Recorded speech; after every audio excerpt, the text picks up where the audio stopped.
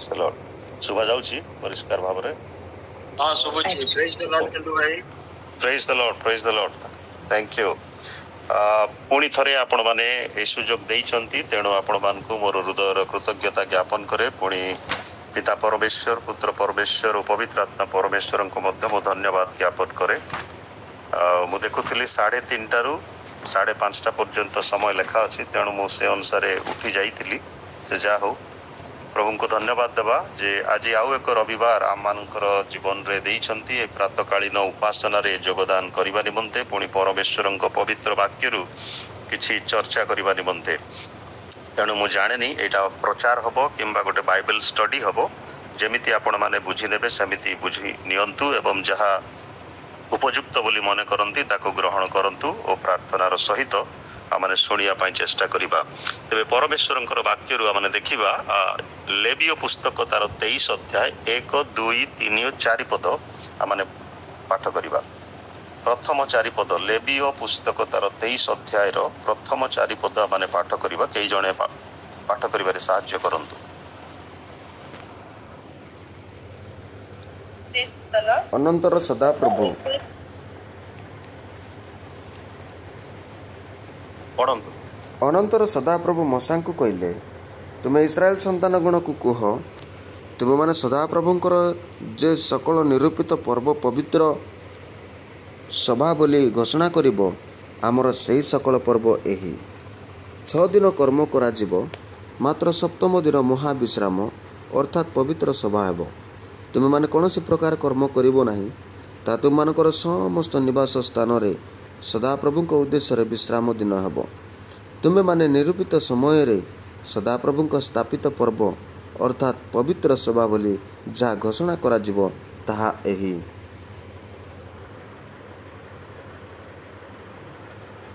ଧନ୍ୟବାଦ। ପ୍ରଭୁ ତାଙ୍କରି ପଠିତ ବାକ୍ୟରେ ଶ୍ରବଣରେ ଆମମାନଙ୍କୁ ଆଶୀର୍ବାଦ କରନ୍ତୁ। ଆସନ୍ତୁ ଆମେ ପଦେ ପ୍ରାର୍ଥନା କରିବା। ସ୍ୱର୍ଗୀୟ ପିତା, ତୁମ ନାମର ଧନ୍ୟବାଦ କରୁଅଛୁ, ତୁମ ନାମର ପ୍ରଶଂସା କରୁଅଛୁ। ଅନେକ ଦିନ ପରେ ପୁଣି ଥରେ ଏ ଜୁମ୍ ପ୍ଲାଟଫର୍ମରେ ଆମମାନଙ୍କୁ ତୁମରି ଚରଣ ତଳକୁ ଆସିବା ପାଇଁ ସୁଯୋଗ ଦେଲ। ତୁମର ପବିତ୍ର ବାକ୍ୟରୁ କିଛି ଆଲୋଚନା କରିବା ନିମନ୍ତେ ପ୍ରଭୁ ତୁମେ ସେଇ ବାକ୍ୟ ଅଟ। ସେଇ ବାକ୍ୟ ଆଦ୍ୟରେ ତୁମେ ଥିଲ ଏବଂ କାଳ ସମ୍ପୂର୍ଣ୍ଣ ହୁଅନ୍ତେ ଦେହବନ୍ତ ହୋଇ ଆମମାନଙ୍କ ମଧ୍ୟରେ ବାସ କଲ।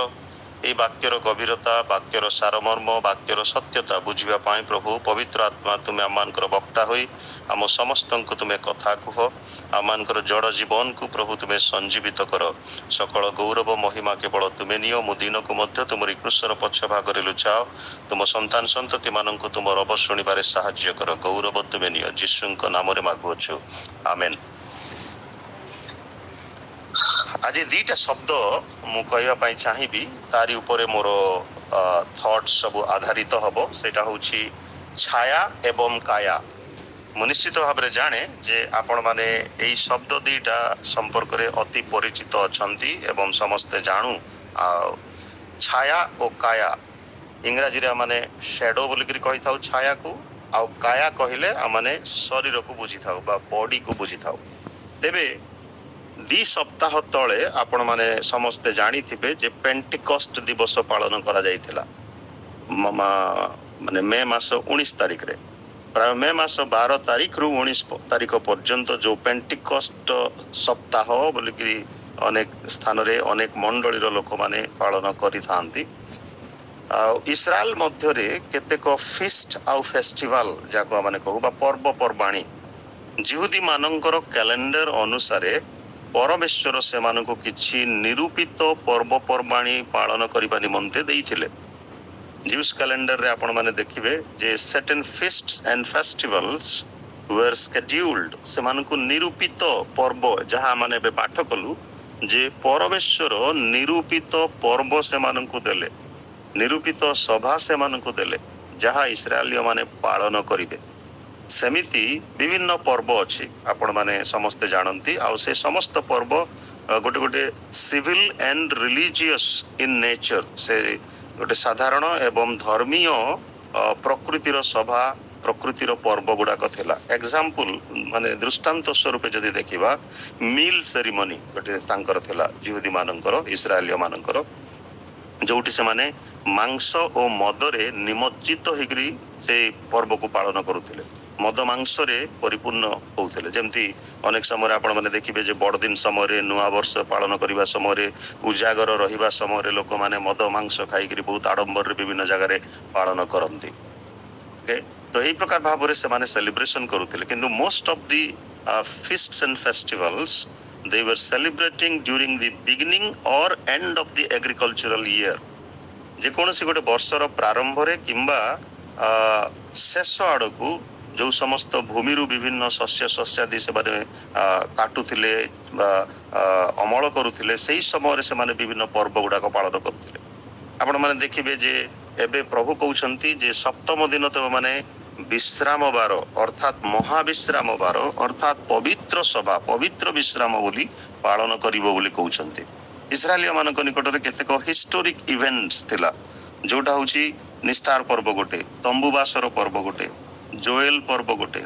पेंटिकस्ट पर्व गोटे एही समस्त पर्व तापरे विभिन्न रकम रो बळी संपर्क रे प्रभु से मानकू कथा कहिसंती लेविय 23 अध्याय पूरा पूरी अध्याय जदि आपण माने पाठ करिवे सेठी जानि परिबे पुणी यात्रा पुस्तक 16 अध्याय तार 22 रु 30 पद रे मध्य आपण माने ए समस्त पर्व पर्वाणी संपर्कीय कथा गुडा को पाई परिबे विभिन्न रकम रो बळी संपर्क रे मध्य प्रभु कहिसंती जेमती होम बळी बर्न्ट ऑफरिंग दोलनीय नैवेद्य भैक्ष नैवेद्य तापरे फीस्ट ऑफ अनलिवेंड ब्रेड जाको माने को ताड़ी शून्य रोटी बा खमीर शून्य रोटीर पर्व पुणी तंबुबासर पर्व एई समस्त पर्व गुडा को निज निजर घरु आरंभ होतला निस्तार पर्व भी घरु आरंभ हेइथिला हिब्रू भाषा रे केतरा शब्द अछि जोटा को हानुका बोली कहंती अर्थात फीस्ट ऑफ डेडिकेशन जाको कुआ जाय थाए तापरे हार्वेस्ट फेस्टिवल अछि जुबिली अछि जो बा जोबेल पर्व जाको हमने कहू बा जुबिली पर्व अछि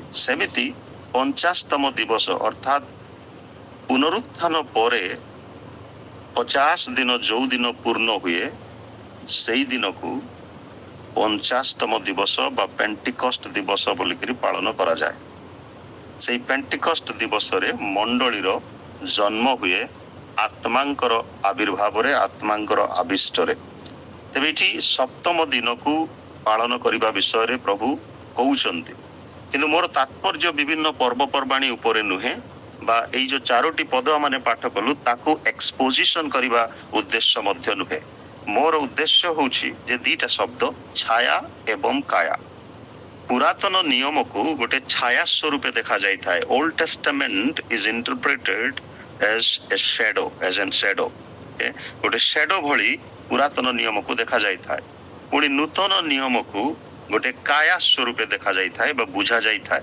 काया होची शरीर बा बॉडी तो छाया इंपोर्टेंट नुहे किंतु बॉडी इज इंपोर्टेंट बॉडी होची गुरुत्वपूर्ण कारण बॉडी रु छाया बाहरी थाए ओके छाया को कोन कहा जाय ना इंग्रजी रे जदि कहिबा the dark figure cast by a solid object when it intercepts the rays from a source of light okay एटा गोटे सॉलिड ऑब्जेक्ट रु इंटरसेप्ट सेई करी गोटे किरण बाहरला बळे एबे आदि पुस्तक 1 अध्याय 1 पद रे माने कोन पढू ना आद्यरे परमेश्वर आकाश मंडल और पृथ्वी रो सृष्टि कले ता माने पृथ्वी प्रथमरु सृष्टि हेछि यद्यपि परवर्ती पदर देखुछु पृथ्वी निर्जन थिला जल शून्य थिला जल ऊपर माने व्याप्त थिला एई प्रकार कथा सब लिखा अछि तो सौर मंडल को सौर जगत को जते बेला माने देखु पृथ्वी सूर्य रो पाखा पाखी अछि निकटतर अछि तथापि साइंटिस्ट मानकर गणना अनुसार जदि देखिबे केते हजार माइल दूर रे बा किलोमीटर दूर रे सूर्य ठारू पृथ्वी अवस्थित अछि किंतु पृथ्वी अति पुराना अटे एटा मने रखंतु तपने परमेश्वरंकर दृष्टि रे पृथ्वी रो केते गुरुत्वपूर्ण विषय रहिछि आ माने दिन बेले चलिले आमानकर जो सॉलिड ऑब्जेक्ट हमर बॉडी आ सूर्य किरण आम देह रे पड़िबा द्वारा आम पछ आडे नले आम आग आडे छाई पडुछि as a source of light that rays is reflecting shadow को केमिति बाइबल रे देखा जाय अछि आपण माने देखिबे shadow symbolizes the brevity of life जीवन रो गोटे साहसिकता को पुणी impermanent nature of things विभिन्न विषय रो माने परमानेंट नहीं, स्थायित्व नहीं जोटा ताकू बुझा जाए। जेमिति उपदेशक 6 अध्याय 12 पदरे जदि आपण माने पढ़िबे से देखा अछि, कारण मनुष्य छाया तुल्य आपणार जेउ असार जीवन रो दिन सबु क्षेपण करे। मनुष्य छाया तुल्य गोटे शेडो को केही हेले बेसी गुरुत्व दियंती नाही। तेबे पुरातन नियम को कोन माने गुरुत्व देबा नाही कि? आज आमे पुरातन नियम रो ही पाठ कलु लेबीय पुस्तक करू, किंतु एई पुरातन नियम को गोटे छाया भाव देखा जाई थाए, गोटे शेडो भाव देखा जाई थाए। कारण मनुष्य छाया तुल्य आपणार जेउ असार जीवन रो दिन सबु क्षेपण करे। उपदेशक से कथा कहउछंती छाया तुल्य से क्षेपण करूची। आयुब पुस्तक 14 अध्याय 1 पदरे जदि देखिबे लेखा अछि, फिजिकल वीकनेस एंड डेथ त्रिजात मनुष्य छाया तुल्य बही जाए बोली लेखा अछि से स्थान रे। पुणी जदि देखिबे गीत संहिता 17 रो 9 पद, God's protection of his people, परमेश्वरंकर लोकमानंक निमंते तांकर जो सुरक्षा अछि ताकू दाऊद केमिति वर्णना करूछंती के आपणार पक्षर छाया तळे मते लुचाओ, एमती कथा लेखा अछि। टिके पढंतु गीत संहिता 17 रो 9 पद टिके पढंतु। आपणा पक्षर छाया तळे मते लुचाओ, चक्षुर तारा परी मते रख, आपणा पक्षर छाया तळे मते लुचाओ। ओके, परमेश्वरंकर पक्षर छाया तळे लुचेइबा पाई, लुचि रहिबा पाई दाऊद पसंद करूछंती। परमेश्वरंकर महाबाहु छाया तळे आश्रय देबा पाई से इच्छा प्रकाश करूछंती। तमारे पुरातन नियमर एई जो शेडो नेचर टाको माने देखिबा को पारुछ। केवल सेतिकी नुहे, एईटा मध्य मसीहंकर गोटे आशीर्वाद स्वरूप अटे छाया, जहा पुरातन नियमर ही प्रकाशित होई अछि ना केमिति? as the shadow of a great rock in a weary land बोली करी इंग्रजी रा माने कहिता। अर्थात जिसाय तार 32 रो 2 पद टिके पढंतु, बृहत शैलर छाया स्वरूपे हेबे। बृहत शैल, से बृहत शैलटा किए? प्रभु यीशु ख्रीष्ट स्वयं। पढंतु जिसाय 32 रो 2 पद।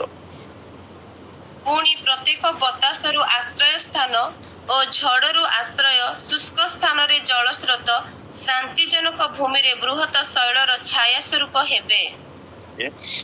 बृहत शैलर छाया स्वरूप हेबे तमाने मसीहंकर आशीर्वाद रे तांक लोक माने रहिबे।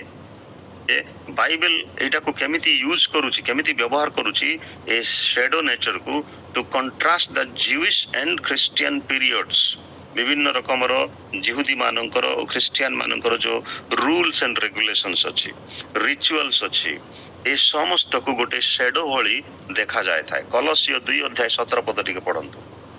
कलसिय 2 अध्याय तार 17 पद। सेही सब आगामी विषयर छाया मात्र, किंतु वास्तव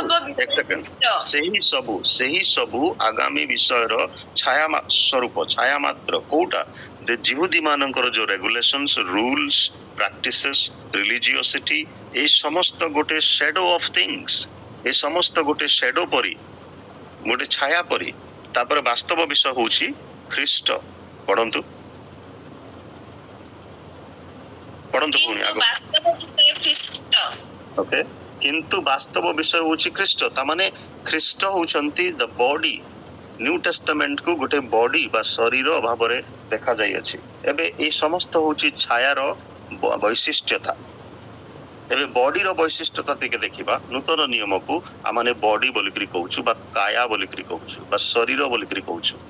तो बॉडी कहले आमाने फिजिकल बॉडी को बुझु, आमानकर जो शारीरिक शरीर जाको माने कहबा। We know that in New Testament we talk about the body of Christ. नूतन नियम रे आमाने प्रभु यीशु ख्रीष्टंकर देह बा ख्रीष्टंकर शरीर भाबरे आमाने अनेक शब्द व्यवहार करा जाइथिबा देखुअछु। Body of Christ used in 3 senses. तीनोटी सेंस रे, तीनोटी बोधगम्य भाबरे ताको आमाने देखिबा को परिबा। प्रथम बुझामणा होउची बॉडी ऑफ क्राइस्ट रो संपर्क रे। It refers to the physical body of Jesus. प्रभु यीशु ख्रीष्टंकर जो शरीर, प्रथम जोहन 4 रो 3 पद टिके पढंतु बा 1 रो 3 पद पढंतु। सेडी आत्मा को केमिति शरीर भाबरे देखा जाय अछि। हे प्रिय माने प्रत्येक आत्मा को विश्वास कर नहीं बरं आत्मा माने ईश्वर ठाରୁ आगत कि नहीं यह सेमान को परीक्षा करी देख कारण जगत रे अनेक भंड भाववादी बाहरी अछंती एहा द्वारा तुम्हें माने ईश्वर आत्मा को चिन्हि पारिबो यीशु ख्रीष्ट जे देहवंत होई आसी अछंती एहा जे कोनसी आत्मा स्वीकार करे जे ईश्वर ठाରୁ आगत आउ जे कोनसी आत्मा यीशु को स्वीकार न करे से ईश्वर ठाରୁ आगत नुहे एहा ख्रीष्टारी रो आत्मा जहार आगमन कथा तुम्हें माने सुनी अछ पुनी ताहा एबे ही जगत रे उपस्थित होई अछि तामाने एतिके माने बुझिबा जे आत्मा को गोटे शारीरिक नेचर बा शरीर बा फिजिकल जाको कहा जाए फिजिकल भाबरे बुझा जाई अछि बा ग्रहण करा जाई अछि से प्रकार फिलिपियो 3:31 रे मते देखिबे जे छार शरीर को रूपांतरित करी आपनार गौरवमय शरीर सदृश करिवे बोली गोटे शब्द लेखा थिबो देखंतु पढंतु फिलिपियो 3 तार 31 पद 31 नहीं है 21 से अछि हां 21 ते आपनार जो साधक शक्ति द्वारा समस्त विषय को निजर वशीभूत करि पारंती तो द्वारा आम मानकर छार शरीर को रूपांतरित करी आपनार गौरवमय शरीर रो सदृश करिवे छार शरीर को रूपांतरित करिवे आपनार गौरवमय शरीर सदृश से करिवे तामाने एठी आत्मा को गोटे फिजिकल बॉडी भली देखा जाउ अछि आमे समस्ते जानू जे आत्मा कहिले लोक माने गोटे शक्ति गोटे विंड बा गोटे वायु को बुझी थांती किंतु ख्रीष्टंकर गौरवमय शरीर ख्रिस्टियन मानंकर मध्य गौरवमय शरीर हबो ख्रीष्ट विश्वासी मानंक निमंते पुनरुत्थित शरीर रो नमूना स्वरूप अटे आमाने समस्ते जानू जे जेते बेला आमाने मरिबा आमाने ख्रीष्टंक ठारे थाई मले तांकर आगमन रे प्रथम रे आमाने उत्थित हबा जो माने ख्रीष्टंकर सहित थाई मरि अछंती से माने प्रथम रे उठिबे तुरीर शब्द रे आउ एबे परमेश्वर बा प्रभुंकर वाक्य स्पष्ट भाव रे कहि दउछि जे एई जो बॉडी को आमे कहूछु नॉर्मली बॉडी कहला कणी बॉडी ऑफ क्राइस्ट बा ख्रीष्टंकर देह ख्रीष्टंकर शरीर को बुझाए आ ए ख्रीष्टंकर शरीर जहा फिजिकल बॉडी आमर जेमती अछि तथापि से तांकर आत्मिक शरीर अछि आ से आत्मा को मध्य फिजिकली बुझा जाउ अछि आ द्वितीय तात्पर्य होछि जे body of Christ is used during the time of Lord supper of the bread of the Lord supper body of Christ को bread of the Lord supper बा जो रोटी रो निदर्शन स्वरूप बुझा जाई थाए ओके प्रथम कोरिन्थियो 10:16 पद टिके पढंतु जेउ रोटी आंबे माने भांगु ताहा कि ख्रीष्टंक शरीर रो सहभागिता नुहे प्रश्न चिन्ह सेठी देखिबे आपण माने 10 रो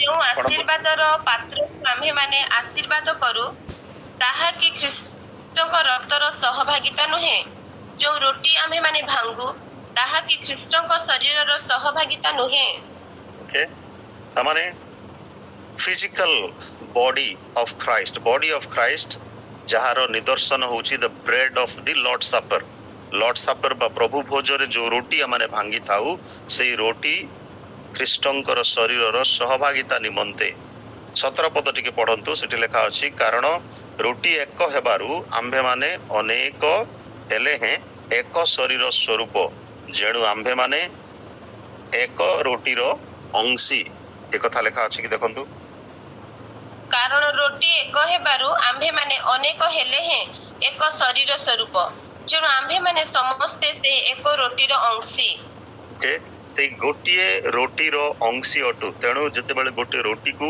धन्यवाद देई लॉर्ड सपर कला बेले पालक किंबा याजक से माने प्रभु जीशु जेमिति धन्यवाद देई भांगी थिले सेमिति धन्यवाद देई भांगंती टुकुड़ा करंती खंड करंती आउ प्रत्येक विश्वासी होउछंती से गोटिए खंड स्वरूप आउ से सब को जोड़ी देले से माने एक हुअंती ता माने ख्रीष्टंकर देहरे आमे समस्ते एक अटु आमे ख्रीष्टंकर शरीर सहित एक अटु ख्रीष्टंकर आत्मांक सहित एक अटु ख्रीष्टंकर पुनरुत्थान सहित एक अटु ख्रीष्टंकर मृत्यु सहित मध्य आमाने समान अटु रोमियो 6 अध्याय से कथा से कहचंती जो माने बाप्तिस्म नियंती ख्रीष्टंकर ठारे विश्वास करी पापरु परित्राण पांती एवं बाप्तिस्म ग्रहण करंती सेते बेले आमाने से कथा बुझी थाउ जे तांकर समाधि रे से माने ମାନେ ଡୁବିବାର ଅର୍ଥ ହେଉଛି ସମାଧିସ୍ଥ ହେବା ଏବଂ ଜଳରୁ ଉତ୍ଥିତ ହେବା ବା ଉଠି ଆସିବା ହେଉଛି ପୁନରୁତ୍ଥାନର ସହିତ ସମାନ ହେବା।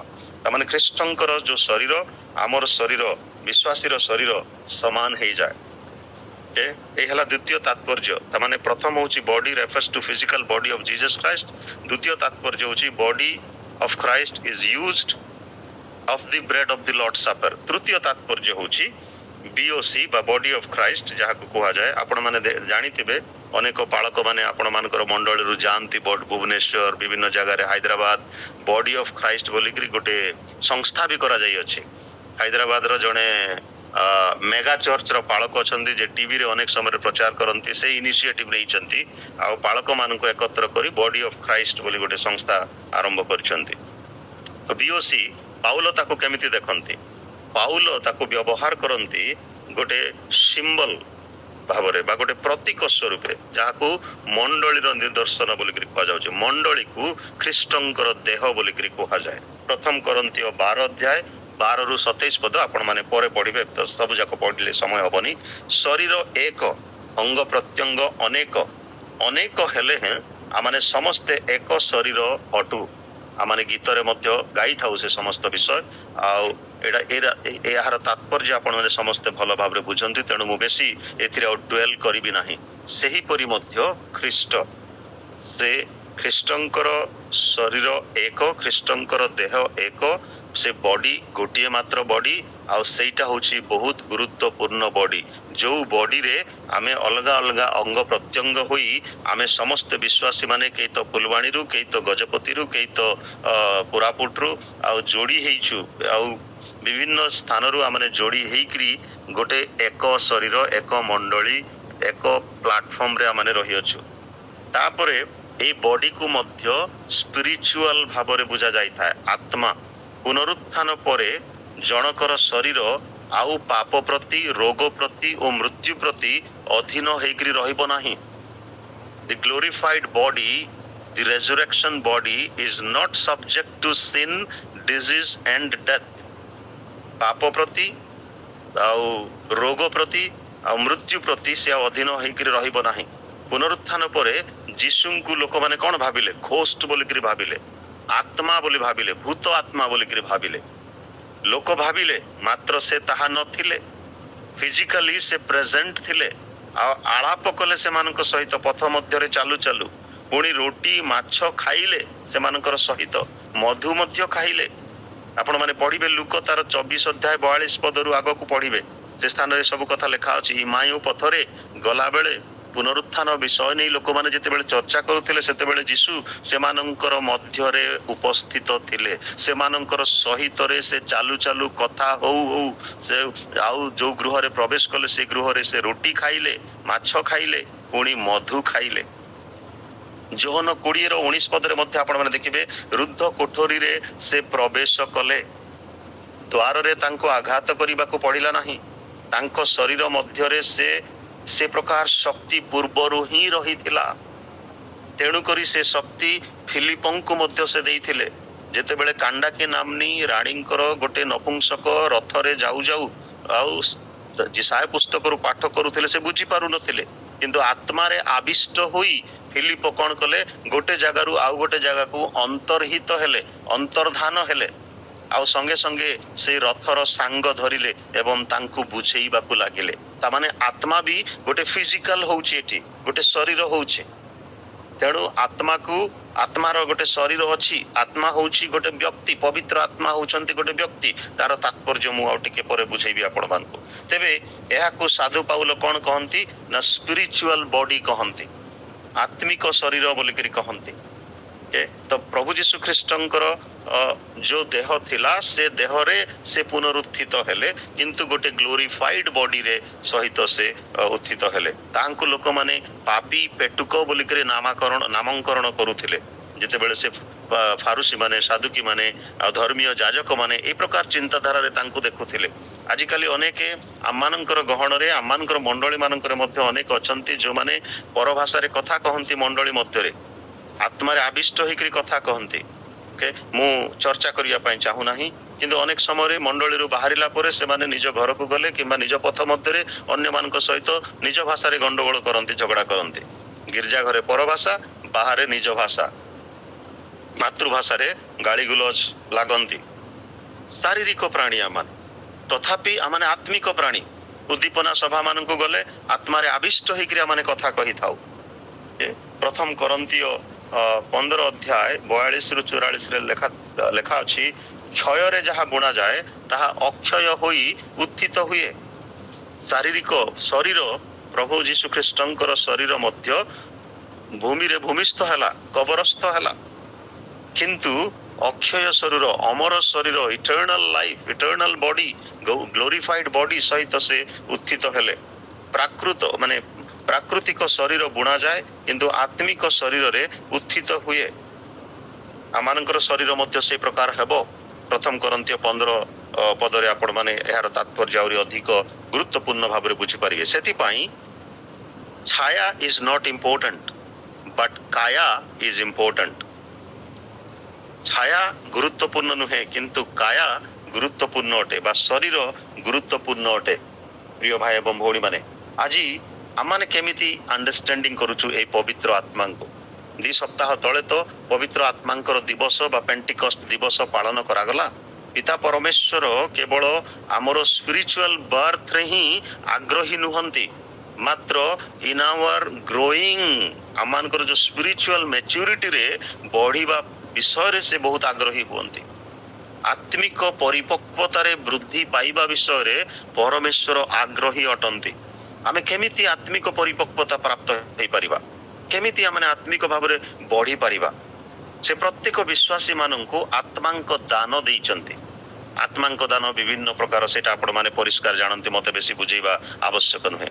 ଯେପରି ସେମାନେ ମ୍ୟାଚ୍ୟୁର ଚିଲଡ୍ରେନ୍ ଅଫ୍ ଗଡ୍ ହେଇପାରିବେ, ପରମେଶ୍ୱରଙ୍କର ଗୋଟେ ପରିପକ୍ୱ ସନ୍ତାନ ସନ୍ତତି ହେଇପାରିବେ। ଛୁଆ ଜନ୍ମ ହେଲା ପରେ ଆମେ କ'ଣ ସମସ୍ତେ ଚାହିଁବା ଯେ ସେ ଛୁଆ ଶିଶୁ ପରି ହିଁ ରହିଥାଉ ଆଉ ସବୁବେଳେ ଦୁଗ୍ଧ ପାନ କରୁଥାଉ, ନରମ ନରମ ଖାଦ୍ୟ ଖାଉଥାଉ? ଆମେ ଚାହିଁବା ତ ଶିଶୁ ଯେମିତି ବୃଦ୍ଧି ପାଇବ। ଆମେ ସମସ୍ତେ ଶିଶୁ ଥିଲୁ, ଆମେ ସମସ୍ତେ ବାଳକ ବାଳିକା ହେଲୁ, ତରୁଣ ତରୁଣୀ ଅବସ୍ଥାରେ ଥିଲୁ, ତାପରେ ଯୁବକ ଯୁବକ ଅବସ୍ଥାକୁ ଆସିଲୁ। ଏବେ କେହି ଆମମାନଙ୍କ ମଧ୍ୟରେ ଯେମିତି ଆମମାନଙ୍କର ରାଉଳ ଆଜ୍ଞା ସମସ୍ତଙ୍କ ଠାରୁ ହୁଏତ ବୟସ୍କ ଲୋକ ଅଛନ୍ତି, 72, 73 କିମ୍ବା 75 ବର୍ଷ ହବଣି ତାଙ୍କୁ। ଆମର ବୟୋଜ୍ୟେଷ୍ଠ ସେ ସମସ୍ତଙ୍କର, ଆଉ କିଏ 60, 65, ଆଉ 60ରୁ ତଳକୁ 40ରୁ 50 ଭିତରେ, 40ରୁ 60 ଭିତରେ ଲୋକମାନେ ବି ଅଛନ୍ତି, ଏବଂ 15ରୁ 20, 22, 30 ଭିତରେ ମଧ୍ୟ ବୟସ୍କ ଲୋକମାନେ ଆମର ଏଇ ଜୁମ୍ ପ୍ଲାଟଫର୍ମରେ ଅଛନ୍ତି। ସମସ୍ତେ ଆମେ ଚାହୁଁଛୁ ଯେପରି ଆତ୍ମିକ ଭାବରେ ବଢିବା। ଅନେକ ସମୟରେ ଲୋକମାନେ ପ୍ରାର୍ଥନାର ଅନୁରୋଧ ଦିଅନ୍ତି, ମୁଁ ଯେପରି ଆତ୍ମିକ ଭାବରେ ବଢିପାରିବି ସେଥିପାଇଁ ପ୍ରାର୍ଥନା କରନ୍ତୁ। କ'ଣ ଆତ୍ମା ତାଙ୍କ ପାଖରେ ନାହିଁ? ଆତ୍ମିକ ବୃଦ୍ଧି ସେମାନେ କ'ଣ ଅନୁଭବ କରିପାରୁନାହାନ୍ତି? ସେଥିପାଇଁ ଥରକୁ ଥର ସେମାନେ ପ୍ରାର୍ଥନାର ଅନୁରୋଧ ଦିଅନ୍ତି, ଆତ୍ମିକ ଭାବରେ ମୋର ପିଲାମାନେ ଯେମିତି ବଢିବେ ସେଥିପାଇଁ ପ୍ରାର୍ଥନା କରନ୍ତୁ। ଆପଣମାନେ ସମସ୍ତେ ଏ କଥା କୁହନ୍ତୁ, ଆମର ପିଲାମାନେ ଯେପରି ମ୍ୟାଚ୍ୟୁର ହେଇପାରିବେ। କୋଉଠି ମ୍ୟାଚ୍ୟୁର ହେବେ? ଆତ୍ମାଙ୍କର ପରିପକ୍ୱତାରେ, ଆତ୍ମିକ ଜୀବନରେ, ସ୍ପିରିଚୁଆଲ ଲାଇଫରେ, ସ୍ପିରିଚୁଆଲ ବଡିରେ। ସ୍ପିରିଟକୁ ଆମମାନେ ଗୋଟେ ୱିଣ୍ଡ ଭାବରେ, ଗୋଟେ ଶକ୍ତି ଭାବରେ ହିଁ ଅନେକ ସମୟରେ ବୁଝିଥାଉ, କିନ୍ତୁ ଆତ୍ମା ହଉଛନ୍ତି ଜଣେ ବ୍ୟକ୍ତି। କ୍ୱାଲିଟି ଖ୍ରୀଷ୍ଟିଆନ ହେବା ପାଇଁ ଆମେ ସମସ୍ତେ ଚାହୁଁଛୁ। ଯୋହନ ତାର 14 ପର୍ବର 15ରୁ 18 ପଦ ଟିକେ ପଢନ୍ତୁ, ପୁଣି 26 ପଦ ଟିକେ ପଢନ୍ତୁ। ଯୋହନ, ମୋର ଟାଇମ ହେଇଗଲାଣି, ମୁଁ ଶେଷ କରିବା ପାଇଁ ଚେଷ୍ଟା କରିବି। ଯୋହନ 14 ଅଧ୍ୟାୟ 15ରୁ 18 ପଦ। ଯଦି ତୁମେମାନେ ମତେ ପ୍ରେମ କର ତାହେଲେ ମୋର ଆଜ୍ଞା ସବୁ ପାଳନ କରିବ, ଆଉ ମୁଁ ପିତାଙ୍କୁ ଅନୁରୋଧ କରିବି, ପୁଣି ତୁମ୍ଭମାନଙ୍କ ସାଙ୍ଗରେ ଚିରକାଳ ରହିବା ନିମନ୍ତେ ସେ ତୁମ୍ଭମାନଙ୍କୁ ଆଉ ଜଣେ ସାହାଯ୍ୟକାରୀଙ୍କୁ ଅର୍ଥାତ୍ ସେ ସତ୍ୟମୟ ଆତ୍ମାଙ୍କୁ ଦେବେ। ଜଗତ ତାହାଙ୍କୁ ଗ୍ରହଣ କରିପାରେ ନାହିଁ, କାରଣ ଜଗତ ନାହିଁ କିମ୍ବା ଜାଣେ ନାହିଁ। ତୁମେମାନେ ତାହାଙ୍କୁ ଜାଣ, କାରଣ ସେ ତୁମ୍ଭମାନଙ୍କ ସାଙ୍ଗରେ ଥାଆନ୍ତି, ପୁଣି ସେ ତୁମ୍ଭମାନଙ୍କ ଅନ୍ତରରେ ରହିବେ। ମୁଁ ତୁମମାନଙ୍କୁ ଅନାଥ କରି ଛାଡ଼ି, ମୁଁ ତୁମମାନଙ୍କ ନିକଟକୁ ଆସୁଅଛି। ଆମେନ୍। ପ୍ରେଜ୍ ଦ ଲର୍ଡ, ହାଲେଲୁୟା।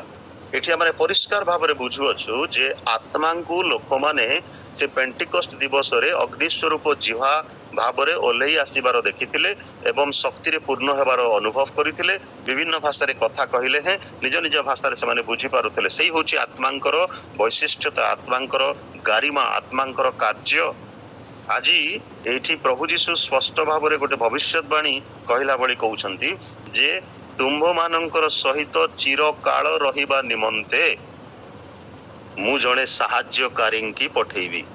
तो पवित्र आत्मा होचंती जणे साहाय्यकारी जणे व्यक्ति से सत्यमय आत्मा अटंती से जणे व्यक्ति अटंती पुणी से जणे सत्यमय आत्मा अटंती आ ताहांकु जगत ग्रहण करि पारे नाही ताहांकु जगत चिन्हे नाही जाने नाही जगतर लोक माने जागतिक भाव जीवन सांसारिक भाव जीवन यापन करिवार लोक माने किंतु तुमे माने जानो जो माने ख्रीष्ट जीशुंको ठारे विश्वास करंती से माने जानंती एहार रहस्य एहार सत्यता एहार गूढ़ तत्व कारण से मानकर अंतर रे रहिबे बोली से कहछन्ते आमानकर अंतर रे पवित्र आत्मा अछन्ती तेबे पवित्र आत्मांकर व्यक्तित्व संपर्क रे मो अल्प टिके आलोचना करबी। पवित्र आत्मा जणे व्यक्ति अटंती कारण ताहांक ठारे केतेक निर्दिष्ट गुणावली अछि गुण अछि चरित्र अछि जेमति आमानकर अछि जहाँ प्रभु आमानकु देइकरी सृष्टि करिसंती सेति पई आमर सृष्टि मनुष्यर सृष्टि परमेश्वरको दृष्टि रे अति बहुमूल्य अटे अति गुरुत्वपूर्ण अटे अति माने मिस्टिकल रहस्यपूर्ण भाव रे तेबे पवित्र आत्मांकर इच्छा शक्ति अछि। प्रथम करंतिय 12:11 पद मु पढ़िया पई कहबी नहीं आपण माने नोट करि नै पारंती परे पढ़ंती। एकमात्र आत्मा आपणार इच्छा अनुसार प्रति जनंकु पृथक पृथक रूपे दान दियंती एक तांकर से माने शक्ति अछि बा इच्छा शक्ति अछि सेति पई से यहा करंती तापर तांकर बुद्धि अछि।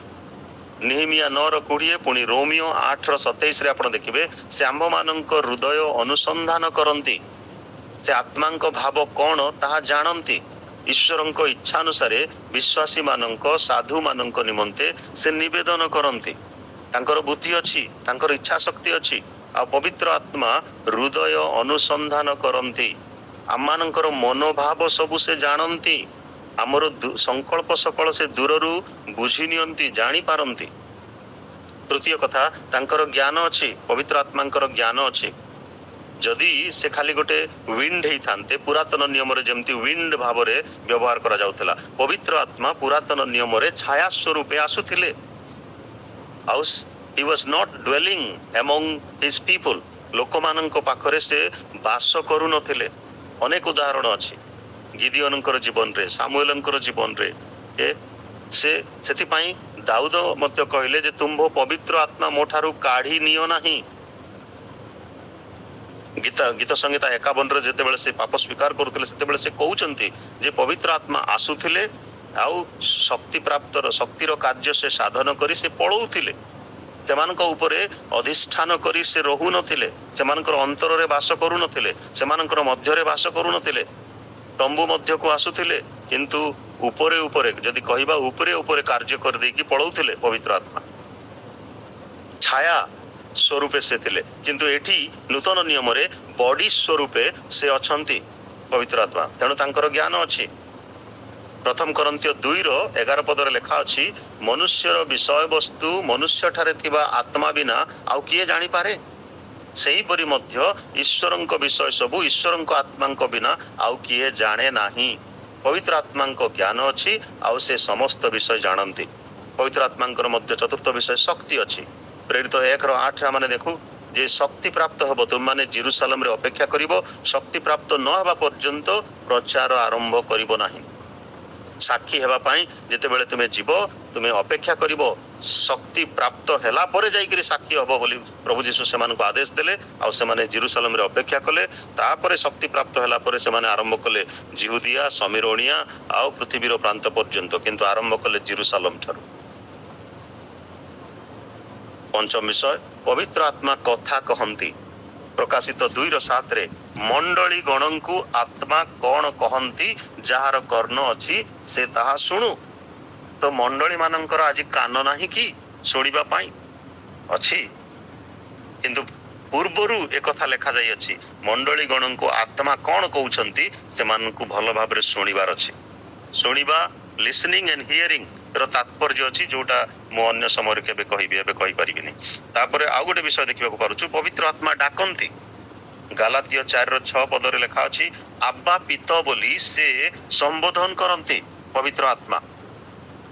पुरातन नियम रे होली स्पिरिट कौन कले आदि पुस्तक 1:1-2 रे created and sustained life bringing life and setting things in order. पुरातन नियम रो प्रथम शब्द रे प्रथम पद रे प्रथम अध्याय रे हमने देखिबा को परुछु आत्मांकर कार्य से सृष्टि करंती एवं सृष्टि को से धारण करंती। पुणी जो सृष्टि रे कौनसी जीवन नथिला कौनसी ऑर्डर नथिला सेठी से श्रृंखलित करंती जीवन प्रवाह करंती। गीत 104:30 आयुब 33:4 पदरे आपण माने पढ़िबे जानि परिबे समस्त विषय।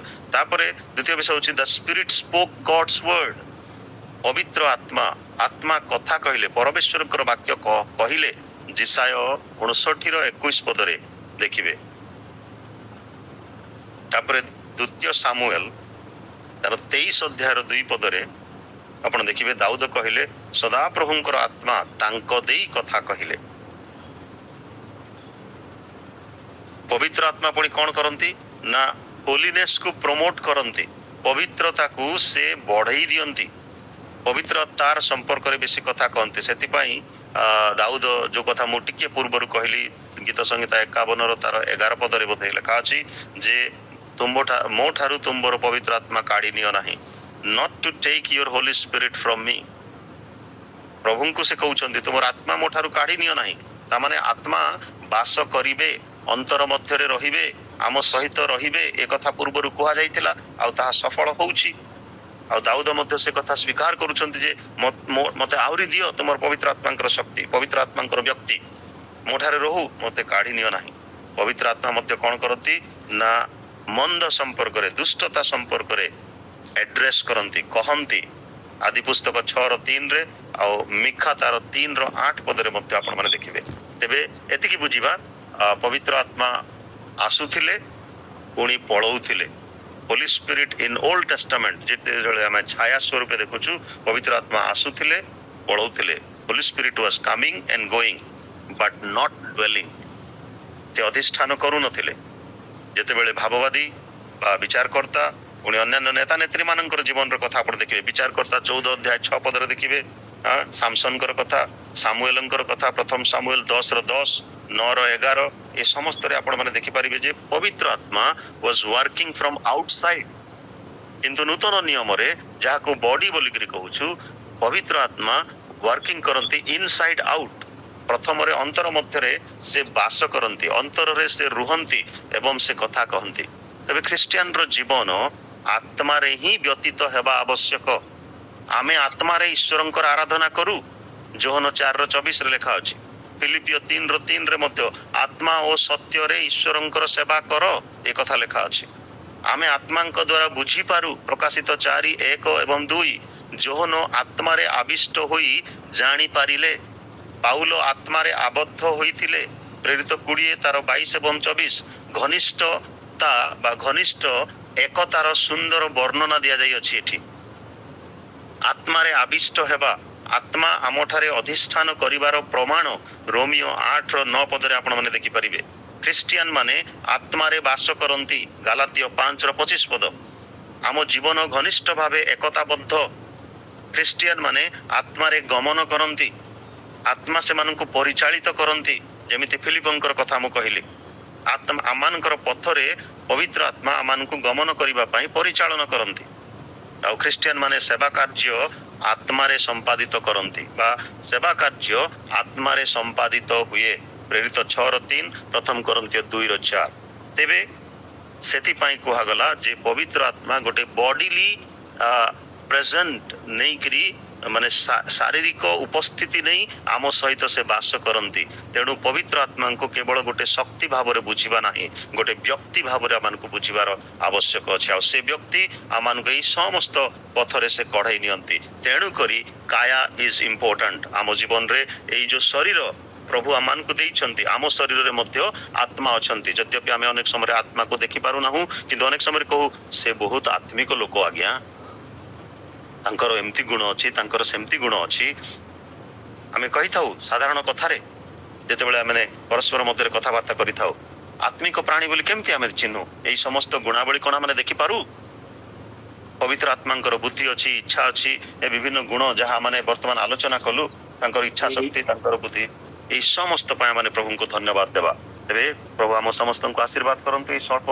चिंताधारा द्वारा बा स्टडी द्वारा छाया इम्पोर्टाट नुहे किंतु काया इम्पोर्टाट ख्रीष्टंकर देह आमानक पय अति गुरुत्वपूर्ण अटे आ ख्रीष्टंकर से आत्मा शारीरिक प्रेजेंट नहीं करी जे आम भीतर से अछंती आ से आमानकु पथ कढै नियंतु समस्त सत्य को कढै नियंतु पापरु विमुख होई आमाने पवित्रतार सहित जीवन यापन करिबारे सफल हो प्रभु आमानकर समस्तंकर सहवर्ती धन्यवाद।